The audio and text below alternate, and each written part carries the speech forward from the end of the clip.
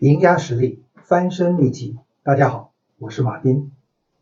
家庭教育里面有一个重要的原则，就是正确的价值观。在行事为人的中间，做选择跟做决定的时候，就是要选择正确的价值观，不仅考虑利益，也不仅考虑偏好。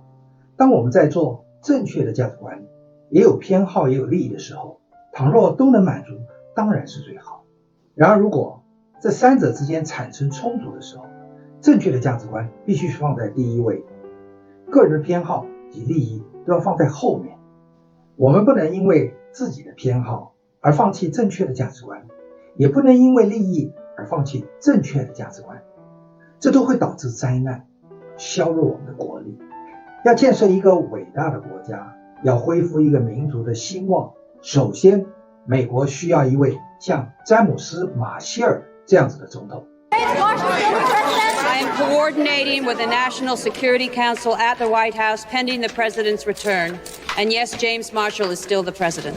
因为这位总统的家庭教育是正确、健康与完整的。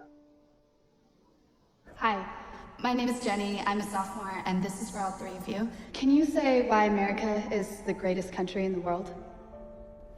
Diversity and opportunity. Lewis? Freedom and freedom. So let's keep it that way. Well, our Constitution is a masterpiece. James Madison was a genius. The Declaration of Independence is, for me, the single greatest piece of American writing. You don't look satisfied. One's a set of laws and the other's a declaration of war. I want a human moment from you.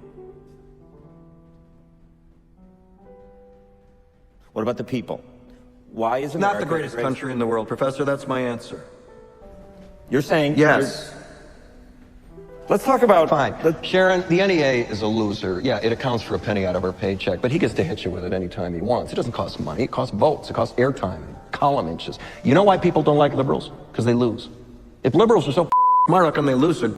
Always. Hey, and with a straight face, you're going to tell students that America is so star-spangled awesome that we're the only ones in the world who have freedom? Canada has freedom. Japan has freedom. The UK, France, Italy, Germany, Spain, Australia, Belgium has freedom. So 207 sovereign states in the world, like 180 of them have freedom. All right. And yeah, you, sorority girl. Just in case you accidentally wander into a voting booth one day, There's some things you should know, and one of them is there's absolutely no evidence to support the statement that we're the greatest country in the world. We're 7th in literacy, 27th in math, 22nd in science, 49th in life expectancy, 178th in infant mortality, 3rd in median household income, number 4 in labor force, and number 4 in exports. We lead the world in only 3 categories: number of incarcerated citizens per capita, number of adults who believe angels are real, and defense spending, where we spend more than the next 26 countries combined, 25 of whom are allies. Now, none of this is the fault of a 20-year-old college student, but you nonetheless are, without a doubt, a member of the worst generation ever. So when you ask what makes us the greatest country in the world, I don't know what the you're talking about. Yosemite? Sure used to be. We stood up for what was right. We fought for moral reasons. We passed laws, struck down laws for moral reasons. We waged wars on poverty, not poor people. We sacrificed. We cared about our neighbors. We put our money where our mouths were, and we never beat our chest. We built great big things, made ungodly technological advances, explored the universe, cured diseases, and we cultivated the world's greatest artists and the world's greatest economy.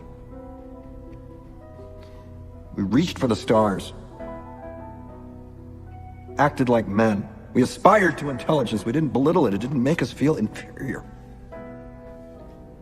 We didn't identify ourselves by who we voted for in the last election, and we didn't scare so easy. We were able to be all these things and do all these things because we were informed by great men who were revered. First step in solving any problem is recognizing there is one. America is not the greatest country in the world anymore. 这就是今天美国的现状。当有一位总统候选人喊出口号，让美国再次伟大，显然表示美国曾经伟大过，然而却因为忽略了原则，忽略了正确的价值观，专注于个人的偏好，或者是屈从于利益，而使得国力下沉。当没有正确价值观的时候，国家就会逐渐的衰落。根据联合国教科文组织的统计数据，专注家庭教育国家，全世界排名前50名的亚洲国家只有韩国，而美国却排在30几名以后。所以美国已经不再是一个强大的国家。在很多的影片中也可以看到那些拥有正义感的主播勇敢地说出来，美国不再是最伟大的公司，而是像詹姆斯马歇尔这样子的总统可以公开地讲。 Ladies and gentlemen, 3 weeks ago, Russian and American special forces apprehended the self-proclaimed leader of Kazakhstan, General Ivan Radik.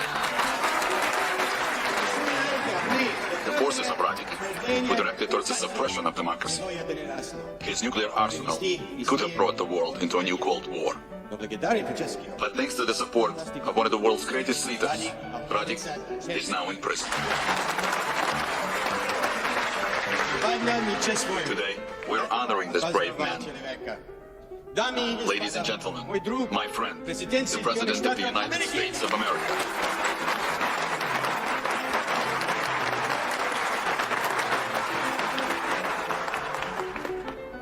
Умершие запомнили наше безразличие. The dead remember our indifference. The dead remember our silence. I came here tonight to be congratulated.